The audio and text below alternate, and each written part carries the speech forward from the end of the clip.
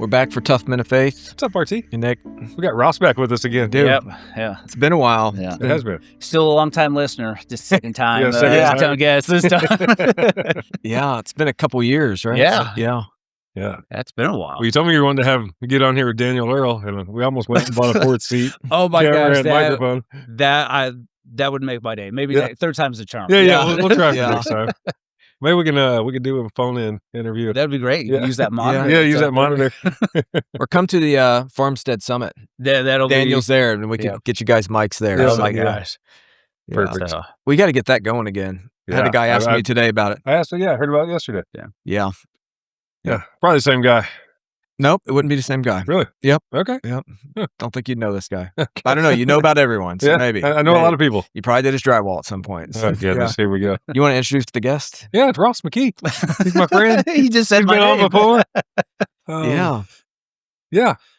Ross, welcome. Yep. Well, I'm How glad did to you be guys back, meet? so. We met in Fight Club about 5 years ago? 6 maybe? 3. You see, 5 kids right here. Yeah, 5 kids. It feels like 10. Well, you've done like 5 or 6 rounds of Fight Club. Yeah, that's right. Yeah. Yeah. And that's not a round, it's 2 rounds a year. So Yes. about 3 Okay. years. Yeah. Anyway, we met. We both kind of signed up Mhm. what we Yeah. thought was for other people. Yeah. And then, Someone, you know, we each had someone kind of drag us into Yeah, it, yeah. and not knowing what was going Mhm. for it. And 2 or 3 weeks later, we're both like, man, we probably both really needed this. oh, absolutely. Yeah. Definitely Yeah. needed it. Explain Fight Club. Like, You said it best. I think it's kind of like a small group on steroids. Yeah, it's a men's group, but not your typical Yeah. grandfather's men's group. yeah. You think of like going in, just sitting down, reading through some stuff. You actually do a workout. Mhm. So you don't have to be in physical shape to do it, because Yeah. we've had guys that don't know how to do a single burpee, and then they literally can, That's me. and they can literally come and nail burpees Yeah. afterwards. So you do a workout. Well, then I've got it kind of gauged like for older folks too. Like, Mhm. you know, for guys that can't do a push up or a guy that can't do a sit up or get on the ground or do a burpee, like they've got some alternate exercises for those Okay. guys. So it kind of you kind of get people engaged from, well, I think it might be 18 or 19 years old minimum age to, I mean, there's some 60, 70-year-old guys there. Yeah, So, we've had guys range from like early 20s to Yeah. all the way to the 60s. And so you do the work. So you do your workout. So work on your physical fitness. And then you kind of sit down. A lot of the programming is you've got a book we read through, or some type of reading that we talk about, and then weekly scripture memorization. There's certain things you have to do through the different course of the week to continue on to help better there's like yourself. nutritional stuff. There's working out things, like some physical. There's some mental, relational. Like it's good, good Yeah. for Yeah. guys to write a letter to their wives or their spouse about how they want to be better, and just it's good. It's Yeah, and it's based off of Nehemiah 4:14. Fight for my family, Yeah. my brothers, Yep. and that's the idea, is that if we are to be godly men in this fight, especially today's age, we have to be not only in the fight, Yeah. we got to be prepared for the fight. We got to be Yeah. disciplined in our spiritual, mental, and physical fitness. Yeah. Because we know what the enemy's going to use a yeah. whole bunch of different things against us. So yeah, It's like 10 or 12 week course, Yeah. and it's good. yeah. Yeah. Is it just at one church? That's a lot of churches have it, Oh right? yeah, Is that- yeah. Yeah. So yeah, the overall programming is branched out everywhere through the Okay. entire state. So, and there's some guys that'll do it remotely. Yeah. Like with either I've done it through Harlan, Northview, Post Road Christian Church has done it. That's where we met. Yeah. Yeah. So yeah, 10th and Post, going there every week on a Monday night. Yeah. If you didn't have faith then, you Yeah. have faith coming out of true. that place sometimes. And then, yeah, then I think isn't there one they have like in Ireland? There's a Yeah, I think there's a couple overseas. Yeah. And, Okay. yeah, it's pretty neat. Yeah. They've got a pretty big network, so Mhm. it's Mhm. pretty cool. Yeah, it's It's a good place. We Yeah. met, and then Yeah. I don't know, 3 months ago, 4 months ago, me and Rachel were driving to dinner, and she said, "You should do Fight Club again." And I was like, Yeah. "No, I shouldn't." And I think I texted Ross like on a Friday night or a Saturday Yep. night, and I was like, Yeah. "Hey man, this round of Fight Club starts soon." He's like, "Yeah, last night." Like, ironically, yeah. I'll see you guys on Monday. Yeah. So, Yeah, it was. Yeah, it's great. We brought it back, and I've learned something every time Mhm. about myself and what I should do better as a man and as a Yeah. father and things like that. So Yeah. Yeah. I'll have to check it out. Yeah. Yeah. The best thing is though for new corps, they call them corpsmen. It's kind of that it's free. Yeah, For the everyone when you start out your first round, it's free. It's paid by for other men that donate and things like that too. So okay. So now there's no excuse. Yeah. Yeah, That's exactly. true. Except you mentioned midnight, and that's usually my bedtime. So Yeah, that's where Well you gotta before get out of your, you know, hey, God doesn't call us to stay in our comfort zone. Yeah. You gotta get out of it. yeah. Yep. Okay. Anything else new in your life since last time? Since last time, I've changed firehouses. So Okay. still in the same department. Yeah, you were in Beach Grove before, Yep, right? I was in Beech Grove. Okay. I'm now at Station 10s on the squad. We're one of the busiest apparatus. We go out a lot because we're at 30th and Sherman. But it's great. How do you get all those workouts in? You know what? That's God's work on sometimes when we get our workouts in. Yeah. We he'll pause text them. these crazy workouts that he does, and it's like, Do man, firefighters do anything else? I don't think so. Yeah, I think they sleep, eat, and work out. Pickleball. Yeah. Well, we haven't played pickleball, but the best. but there are sometimes I've been in the middle of some of our crazy workouts. Yeah. And we'll get. I'll catch a run, and then we have to help carry somebody out from the back because some of these houses are. Man, I should have done legs today. Oh, usually it's a full body, and I'm already dripping sweat, trying not to drip sweat on him. Covering him out. I'm like, all right, and then we go back. My partner and I, we usually go back and work out with the rest of the guys. So we'll pick up where we left off. Do the guys usually work out together? Yes, at our house we do. Yeah, that's cool. Yeah. We do a lot of things together. We train. We're eating. We're working out together. It just builds a lot of camaraderie. Yeah, so, yeah, that's awesome. Yeah. What do you enjoy most about being a firefighter? Man, it goes back to why originally when I was on here. It's just serving. I mean, as I said, I knew my purpose was to serve. Yeah, but it's just. I guess, some people want to be famous and change the whole world. I'm like, I just want to change one person's life. And I feel like you can change the world by changing one person's life. So I just do the best that I can at what God's called me to. Yeah. What's the biggest challenge? Man. Trying to get up at like 5 times at night. And you may be going back to the same person you went on the same time that you did the last day, or you go in the same thing, same spots, or you just got to remember to have compassion because these are our clients. This is who we serve. We are here for the people. So it's trying to keep that mindset of, even though, man, I don't want, this may be BS type of run or EMS. Like, hey, they still call, they still need us, and they still need help. So we're just trying to keep that. Yeah, you were the one that they thought of when they needed help. So now you got to go. Yeah. So, well, I always use it as, God decided to choose me to put me there with my partner. So it's like, all right, let me do. He feels that I'm best suited at that time. So yeah, I think the compassion fatigue probably for you guys can. Definitely come into play, right? I've been on for 13 years. Yeah, there are definitely times I'm like, oh man, not this, not. We gotta go back here. It's like, all right, see if we're dealing with something different. And nope, it's not. But it's will. But that's something else too. Like I've only known you for a couple of years, and I mean, you seem to have kind of bounced around or moved around a little bit. Yeah, I have. You're working in training. I think when I first met you, and then now you're back in a firehouse again, and you're doing what do you call it? 24, 28. It's not called color guard, but honor guard. Yeah. You get a rifle or an axe to hold. Yes, yeah. So just don't twirl it. It's an additional duty. So it's one of the organizations that you can do. Honor guard. Sorry, man. Yeah, that's all right. Yeah. So it's cool because you get we did a Colts game this year. I've done the Final Four. We've got Final Four coming up again this year, but even just to our awards recognition ceremony. So it's just all the small stuff. It's just. Well, you had a big Chief's funeral recently too, didn't you? We did. Yeah. I was working that day when he came out. I worked with him a lot. That was a hard one to do. Yeah. You I think you reached out a couple of times. Just to talk about some things. Yeah, and it was one because I knew him. I'd worked with him a lot, and it was a hard one. But in my mind, the least I could do is the best I can. Yeah. Just to stand, serve, and just one last act of service for him because it's something that we kind of talk about here quite a bit. It's like battle buddies, or just finding somebody that you can call. And I mean, dude, you called me a handful of times, like, hey man, I got some things going on in life, and I just need to vent to somebody, just for a minute. And it's just. Well, and that's what I bring it back to Fight Club, because then you go guys that you're not isolating. And there's a couple times I haven't gone, maybe there, I've been, other than this yesterday. Yeah.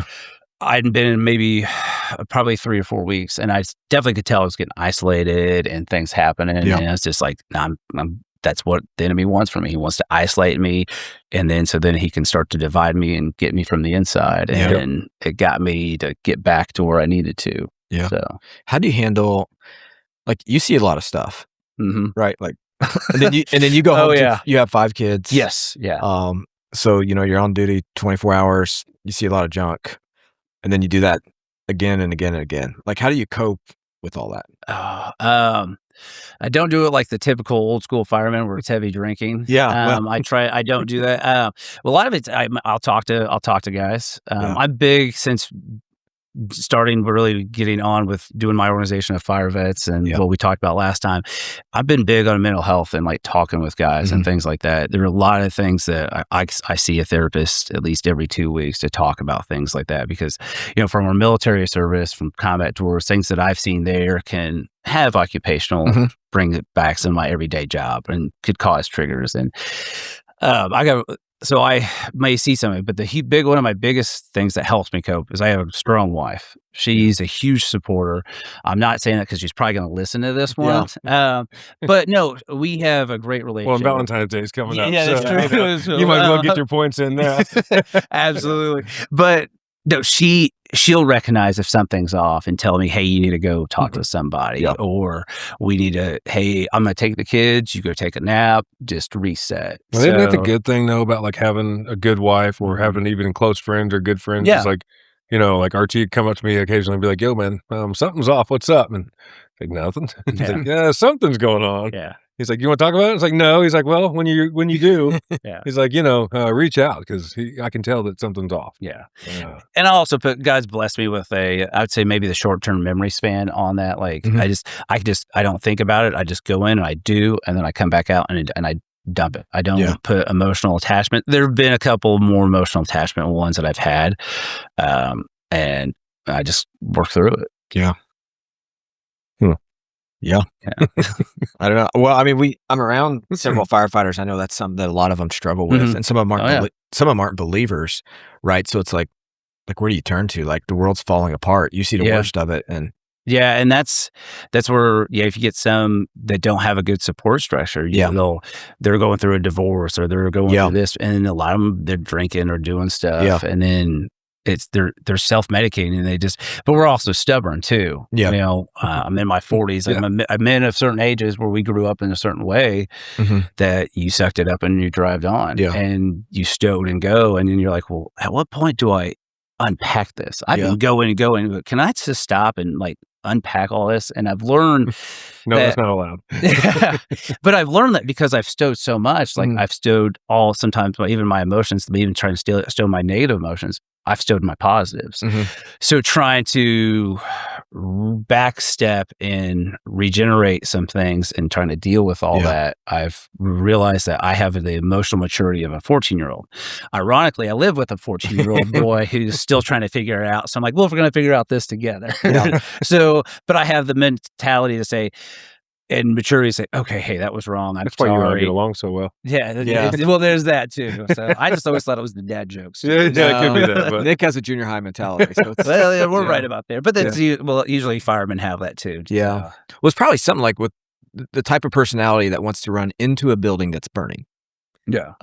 Maybe we need to have that middle school mentality. But I do think like you're wired differently than maybe some other people in society. Right? Yeah, we're probably a little bit crazier. But, I mean, I mean, it's funny. We've had guys that are like they're in training from being in training and being on the street where they're like, "We're going in there." Like, like, all right. Well, one of my captain told about this with a guy. He was like, guy came and he was like, not usually there at the firehouse. And like, we're going in there. He's like, yep. Go ahead, follow me, kid. Come on. And it's and he's been on for years, and these 40 plus years, and he's been great to work with since. And that's one of the reasons why I went to the house I'm at, because the standard that they keep, the level that they're at is just amazing. And it's just, we're all wired differently too. But it's fun. So, I mean, you get to go into a house and kind of destroy it. You do the opposite of you, Nick. You're building it up. I get to tear it down. But at the same time, you got to realize too that these are people's possessions and stuff like that. And so we also do salvage. So we have like visqueen and plastic to cover things that, while we may, if we have a chance to, we'll cover up some belongings and TVs and pull out family photos. I remember, I just thought of it now. Like I told you, my file box popped open. But I was on a fire and I was up in the attic and, kind of searching for other hot spots, and I saw just through 5 bins of photos, and I got another couple other people's like, hey, let's take these out. And we took them out before they got wet, and that'll mean it meant a lot to them. And it's just sometimes the small things like that. But yeah, we're all wired differently. We run in to do crazy things, and it's a tough job. There's a lot of physical and mental demands. So that's awesome, dude. Yeah. I love hearing about the job. Yeah, I do too. Well, I would say IFD just stopped their hiring process, but other places are hiring. So I'm a little past the age on it. So. Is you past 40? I'm past 40. Okay. Are you really? Yeah. So, you don't look it. So. Well, thanks. But yeah, I'm well past. So. Don't look at his hairline from the top. Yeah. But if you got any other listeners, they're 36 to 40 and they're interested. That's one of the things that we like to get people hooked up with a different departments. Can you imagine joining at 40? We had a couple of guys. We had a guy that he started he's now in his probationary year. Okay. And he was 40 and he was former military. So he got, I mean, he was very mature, also knew all the stuff, but he's been phenomenal since. So it's just crazy. It is. Yeah. You brought up Nehemiah earlier. So I've been reading it. Nick's laughing probably because I brought it up last night. You did bring it up last night. Really? Yeah. For the Men's Impact Night. I just been kind of studying Nehemiah and kind of looking at it, and you brought up for the men and things. So just kind of thinking through. I don't know if you had something else you want to talk about. But no, I told you, we're just going. Yeah. I kind of did, but it's one of those, I'm going to let God guide it. And I've read the book several times, right, in Nehemiah, but this last time kind of reading through it and seeing how ordinary Nehemiah was, right? There's nothing spectacular about him.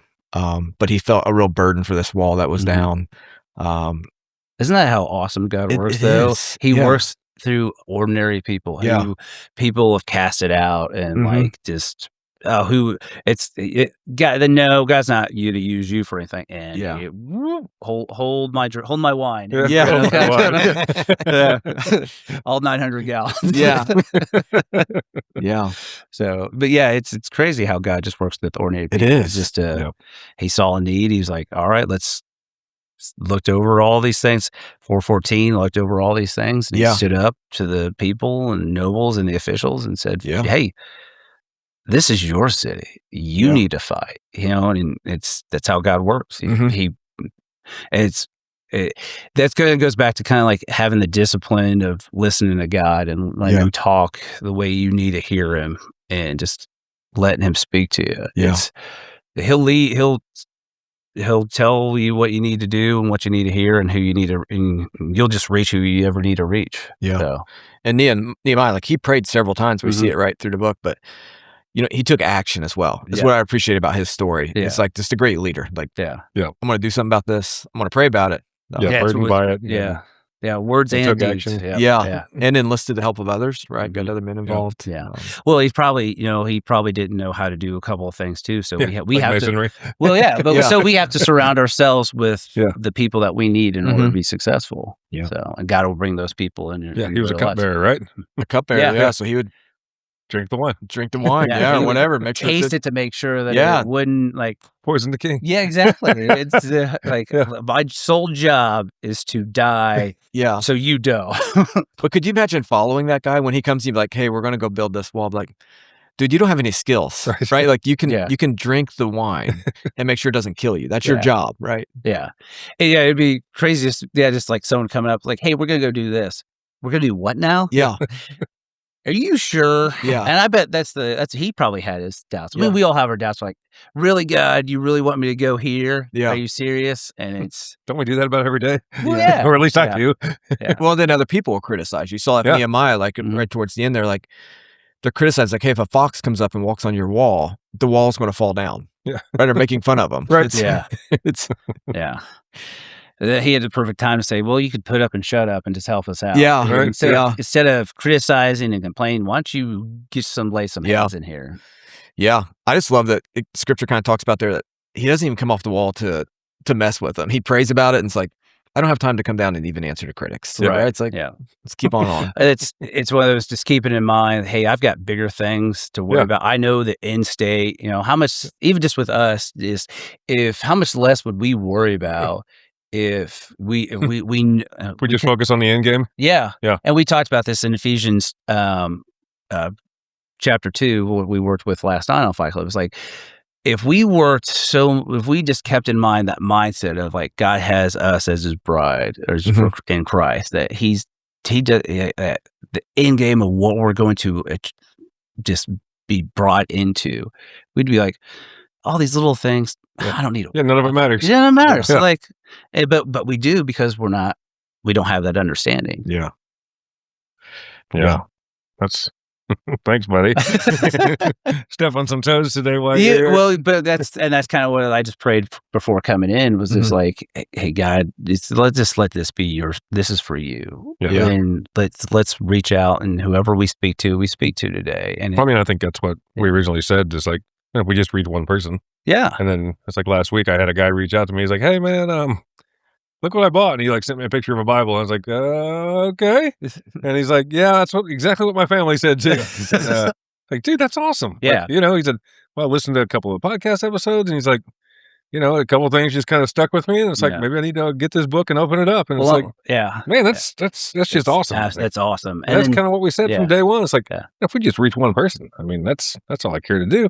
Yeah. And well, we got our one, so I guess we're done. Close up shop. That's close it up. I said, we're ahead. You don't need to change the whole world. You just need to change one person's world, and that'll have impacts across the board. So that's what I told him. I said, well, look what this is going to do for your family. Now they're going to see this leader, and this, dad's going to step up and say, hey, we're doing this, and we're going to start doing this, and like that's just going to branch out, and it's just going to start affecting multiple people. You're going to have multiple, tertiary effects, the effects that we don't even know that God's going to work through, and it's be awesome. Yeah. And I always plug Tough Men of Faith when we're at Fight Club. Yeah. Some guys are like, oh, I'm on the road and I need something to listen to. I was like, hey, Tough Men of Faith. It's only about 20 minutes. And we'll have to get you a shirt, so you can push it that way. Yeah.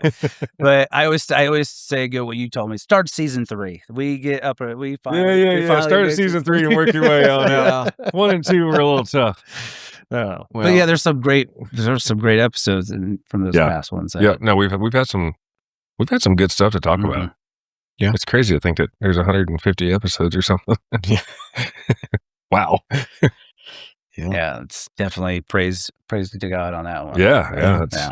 Not us, but that's for sure. Yeah. Then Nick told me the first 2 seasons. Well, it's all God.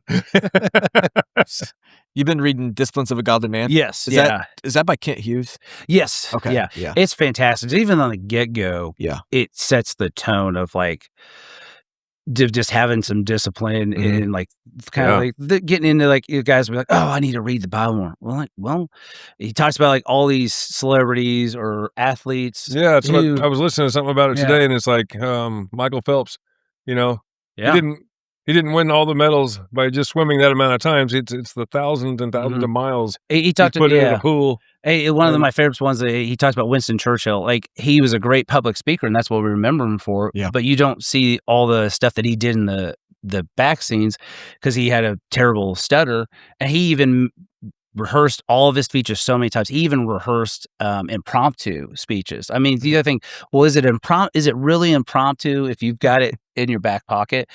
But he was so disciplined to do that. Wayne Gretzky, so disciplined to that he calculated every angle and played. And what was it? I think he said Michael Singletary would watch like one play 50 times from watch every player. And the idea is that having that discipline that if we wait, hey, I'm going to not make the excuse. I'm going to wake up early. I'm going to have the discipline to get my spiritual fitness ready, and then fight for my family. I have to have my physical fitness in check, and then it kind of goes down. But I also looked at it like this when reading some Psalms, where we have to instill discipline into our kids, where we normally think of it as a corrective action. Yeah. Think of it as like, what if we instill discipline into them to have that same idea of hey, you want to get good at basketball? Let's get overly obsessive, I guess is the best way. Yeah. Yeah. So, or,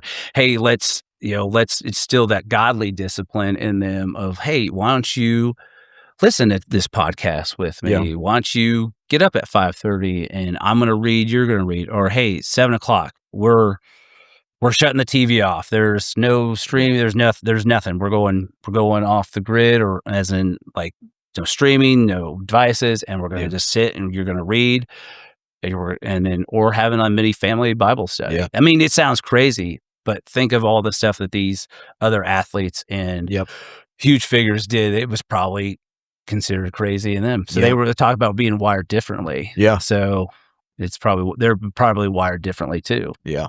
Yeah. That's, what I love about the book is how it like compares the spiritual aspect to like a discipline you need to do. And part of it's like getting ready for the tragedy before it hits. So many men like tragedy hits. Oh, I need to go to church. I need to talk to some Christian brothers. I need to start reading my Bible. I need to start praying. It's like, man, you should have been doing that 6 months ago. That's when that tragedy hit. So when I think of like, even like your job, right? You're out there getting after it and working out because the day's coming when you're going to throw someone over your shoulder and carry them out or carry them hose. And you don't know what the size they're going to be. You don't need, right? Exactly but you got to be ready, right? So you don't want to like, not be able to do your job. Well, it's also, we want to be ready for, in case, God forbid a firefighter goes down kind of thing. And it goes back to, we, at our house, we train a lot. Yeah. We get after, we train because we want to have the discipline to know our job, know what we need to do and get after it. And so we know our tools, we know what we need to do. We rehearse it or practice or train daily with it, and then we do that, and then we don't armchair quarterback other fires, but we'll talk about it so we can learn and get better. Hey, what are we going to do? What would happen here? What happens here? I do that with my squad partner all the time. It's him and me that may go in a squad. All right, hey, what'd you think of? How do we work? We work better. And even when he's off, I'll do it with the other guys that are on that spot with me too. He'll even do it with subs. So same sure in your family, right? Like financial crisis, health. Something's going to happen to one of your children. Oh, wife, absolutely. You, right? And so, right, are you spiritually strong when that happens? Or are you weak? Like, what's your basis? What's your foundation? Yeah. And it's one of those, kind of go back to the song, like we based our foundation on Christ. It's a huge foundation. It's like, it's not going to be sinking sand. It's going to be rock solid. Is there a discipline you picked up from reading that book? You're like, I really need to do better at that. Oh, man. I would say for me, it's the purity of sight. And but I'm going to say one of the things I know I struggle with is the temptations and the sensuality of that we see that's in our faces all the time. And you see it in devices. You just go to Instagram, hit search, and you're... And so just even the second chapter of Disciplines of Purity, and it's like, it's better enter the kingdom with one eye than be blind and dead, or be fully sight and dead. But that if something like that, he says tear your eye out. So it's like, get rid of it. Like if Instagram is a thing that you struggle with, get rid of it. Facebook, get rid of it. It's like, all right, hey, I know we have to have phones to survive, but it's like, hey, no one says you can't have a flip phone. Yeah. I mean, it may be 1995. Right. And if I got a text, I got to hit the button 3 times for a certain number or certain letters. Bring back T9. Or we can just say, hey, either you call me, and I'm not texting, either call me and flip up. And people are going to see. But like you said, if you struggle with something, get rid of it.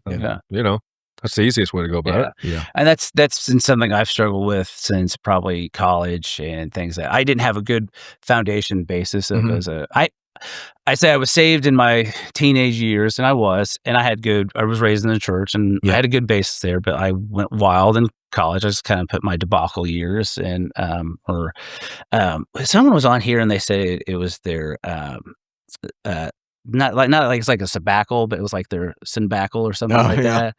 I don't remember who it was. I remember hearing that. Yeah. Yeah. And I was like, that's good. What did you say? It was like a sabbatical, but it was like you didn't sin. They It was didn't sin, a sabbatical or something like that. Sabbatical. Yeah. Yeah. And I was just like, that was my college years. But that had, again, going the impact that I let the enemy come in and do, I'm trying to reverse some damages from it. And it's, and luckily I know it now, and I'm trying to, like, again, going into with I'm having teenage boys, and even with a teenage daughter, I want to show her the type of godly man that she's going to want to need and see to pick out. I know your daughter's getting ready to get married, and that's when I get to that point, I want that guy to be a good one when he comes. Yeah. So. Unfortunately, in our society, we don't arrange marriages, so maybe not. Unfortunately, maybe it's fortunately. Yeah, I don't know. Maybe we can arrange it. Pick out. Yeah, yeah. How old's your oldest? 14. 14. Yep, I got 14, 13. Sully, who's be 12 on the 17th, so in a week, and then 10 and a 3-year-old. Man, you stay busy. You're busy for a few years. Yeah, well, my wife is Catholic, so I say that we have the half. It's our 4 years and we didn't have cable. Yeah, he said he'd come in 4 to 6. I thought he meant hours, not years. So, yeah. We appreciate you coming on. I love it. I think we're over 30 minutes already, so it's kind of flown by. But yeah, dude. Thanks again. Oh yeah, I love it. Yeah, me too. So, appreciate Increase Jesus for doing our merch for us. Yeah, that's awesome. Check them out. Use code Tough-10 for percentage off. Yeah. And check out YouTube, Facebook, Instagram. All the socials you want to All the socials you want to get rid of. Yeah. Check us out on there. Yep. All right. We'll see you guys later. Thanks.